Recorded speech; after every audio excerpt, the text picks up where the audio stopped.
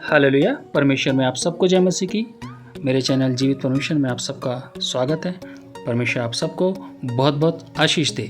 आपके बहुत से प्रार्थना के विषय मेरे पास आ रहे हैं, तो आज मैं अपने डिस्क्रिप्शन में अपना मोबाइल नंबर, जो मेरा व्हाट्सअप नंबर है, वो दे दूंगा मैं आपको। और आपके जो भी प्रार्थना के विषय हुआ करें वो आप उस नंबर पर मुझे सेंड कर दें। मैं उसमें आपके लिए प्रार्थना कर दिया करूँगा, ताकि परमेश्वर आप सबको आशीष दे। परमेश्वर की हम सब मिलकर महिमा करते चले जाएं। आज हम बात करेंगे नीति वचन अध्याय 5 में। आइए देखते हैं ये वचन क्या कहता है। वचन कहता है, हे मेरे पुत्र, मेरी बुद्धि की बातों पर ध्यान दे, मेरी समझ की ओर कान लगा, जिससे तेरा विवेक सुरक्षित बना रहे और तू ज्ञान के वचनों को थामे रहे। देखिए, यहाँ प्रभु कह रहे हैं कि मेरी समझ की ओर कान लगा। कान लगाने से अभिप्राय है कि मेरी बुद्धि की बातों में अपना पूरा ध्यान केंद्रित कर, ताकि तेरा विवेक सुरक्षित रहे, मतलब तेरी बुद्धि सुरक्षित रहे और तू मेरे वचनों को थामे रहेगा तो भटकेगा नहीं, या बुराई या व्यभिचार की बातों में नहीं फंसेगा, उनसे बचा रहेगा। आइए देखते हैं अगला वचन क्या कहता है प्रभु का अगला वचन कहता है, क्योंकि पराई स्त्री के होठों से मधु टपकता है और उसकी बातें तेल से भी अधिक चिकनी होती है, परंतु इसका परिणाम नागदोना सा कड़वा और दोधारी तलवार सा पैना होता है। उसके पांव मृत्यु की ओर बढ़ते हैं और उसके पग अधोलोक तक पहुंचते हैं। इसलिए उसे जीवन का समथर पथ नहीं मिल पाता और उसके चाल चलन में चंचलता है, परंतु उसे वह आप नहीं जानती। यहाँ प्रभु कह रहे हैं कि जैसे सबने मधु यानी शहद देखा होगा, जो देखने में भी बहुत अच्छा लगता है और उसके खाने पर पूरा मुंह मिठास से भर जाता है, ऐसे ही पराई स्त्री की बातें हमें अच्छी और मीठी लगती हैं, जिसमें हम दलदल के समान फंसते चले जाते हैं। आगे प्रभु ने कहा है कि उसकी बातें तेल से भी अधिक चिकनी लगती हैं।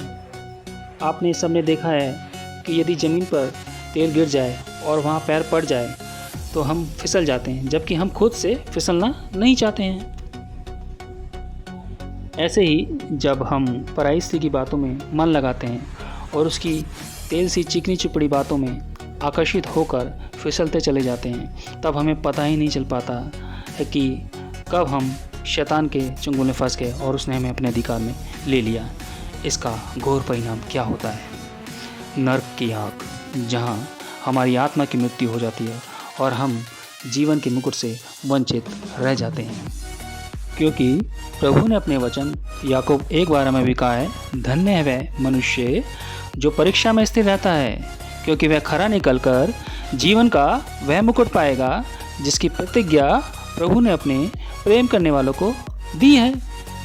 इसलिए प्रभु यहाँ कह रहे हैं कि व्यभिचार से दूर रहो, क्योंकि व्यभिचारी अपनी आत्मा को शैतान के हाथों बेच देता है, जिससे तुम अनंत काल का जीवन खो देते हो। आइए देखते हैं अगला वचन प्रभु का क्या कहता है। अगला वचन कहता है, इसलिए अब हे मेरे पुत्रों, मेरी सुनो और मेरी बातों से मुंह ना मोड़ो। ऐसी स्त्री से दूर रहो और उसकी डेवड़ी के पास भी ना जाना।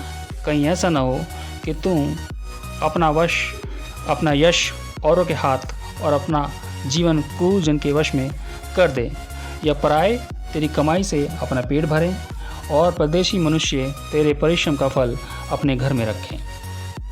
देखिए, यहाँ प्रभु कह रहे हैं, वो भी प्रेम सहित कह रहे हैं कि मेरे बच्चों, मेरी बातों को सुनो, मेरी शिक्षा को तुच्छ ना जानो। यहाँ प्रभु कह रहे हैं कि तू व्यभिचारियों की संगतियों से दूर रह, उनके नज़दीक मत जा, उनके पास तू ना बैठ, ना उठ, ना उनकी बातों में मन लगा। प्रभु यहाँ कह रहे हैं कि यदि तेरा वहाँ आना जाना भी है तो उस रास्ते को बदल दे। प्रभु कह रहे हैं कि मेरी शिक्षा को सुनने के बावजूद तो फिर भी व्यभिचारियों के साथ संगति रखता है, तो वह तेरे जीवन पर अपना अधिकार कर लेंगे। यहाँ देखा होगा आपने कि यहाँ प्रभु ने एक शब्द प्रयोग किया है, क्रूर। क्रूर शब्द का अर्थ है निर्दयी, यानी जिसमें कोई दया नहीं है। यहाँ प्रभु कह रहे हैं कि वह निर्दयी या क्रूर व्यक्ति तेरी सारी कमाई पर अधिकार कर लेगा, और इतना ही नहीं, वह तेरा शरीर, तेरी आत्मा पर भी अधिकार कर लेगा। यहाँ क्रूर शब्द प्रभु ने शैतान के लिए इस्तेमाल किया है, क्योंकि जैसा प्रभु ने इफिसियों 6:12 में कहा है कि हमारा मलयुद्ध मांस और लहू से नहीं, इस संसार के अंधकार के हाकिमों से है। आइए देखते हैं कि प्रभु का अगला वचन हमसे क्या बात करता है। प्रभु का वचन बोल रहा है, और तू अपने अंतिम समय में जबकि तेरा शरीर क्षीण हो जाए तब यह कहकर हाय मारने लगे, मैंने शिक्षा से कैसा बैर किया और डांटने वाले का कैसा तिरस्कार किया। मैंने अपने गुरुओं की बात न मानी और अपने सिखाने वालों की ओर ध्यान न लगाया। मैं सभा और मंडली के बीच में प्राय सब बुराई में जा पड़ा। यहाँ प्रभु कह रहे हैं कि अगर तू नहीं मानेगा तो अंतिम समय में जब तेरा शरीर कमज़ोर हो जाएगा, तेरे हाथ पैर काम करना बंद कर देंगे, तो उस समय तेरे पास पछतावे के अलावा कुछ भी नहीं रहेगा।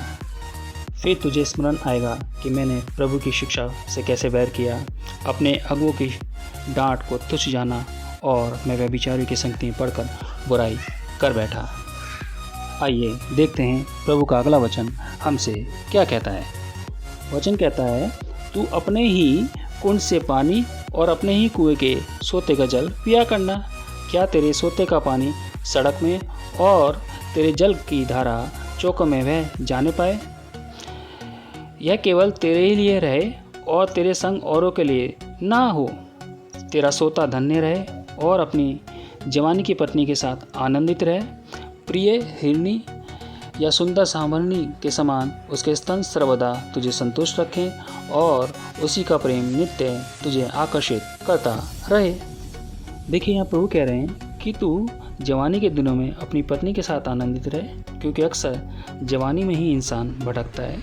इसलिए प्रभु कह रहे हैं कि अपनी जवानी को संभाल कर रख।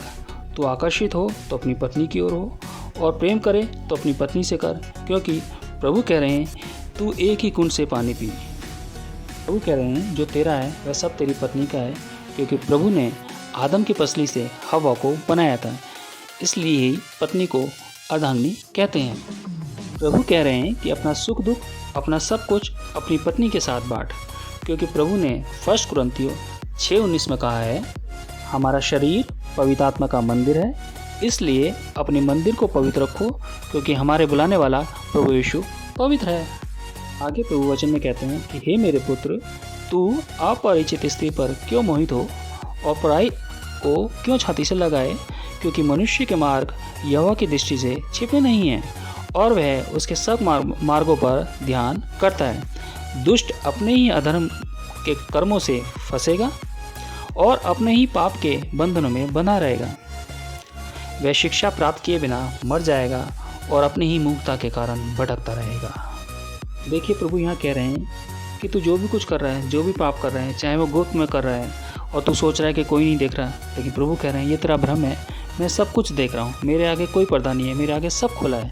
मैं जो भी कर्म तू कर रहा है मैं सब देख रहा हूँ।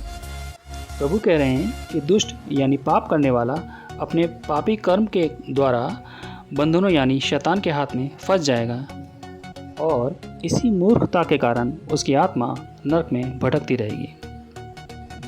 देखिए, यह निष्कर्ष यही निकलता है प्रभु के इन सारे वचनों का कि प्रभु व्यभिचारियों से बहुत ज़्यादा घृणा करता है, क्योंकि प्रभु ने अपने वचन 1 कुरिन्थियों 6:18 में कहा है, व्यभिचार से बचे रहो।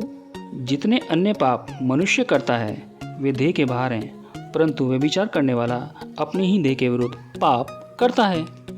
इसलिए तो प्रभु ने 1 कुरिन्थियों 6:19 में कहा है, क्या तुम जानते नहीं कि तुम्हारी देह पवित्र आत्मा का मंदिर है? ये जो उस मंदिर को नाश करेगा प्रभु उसको क्षमा नहीं करेंगे।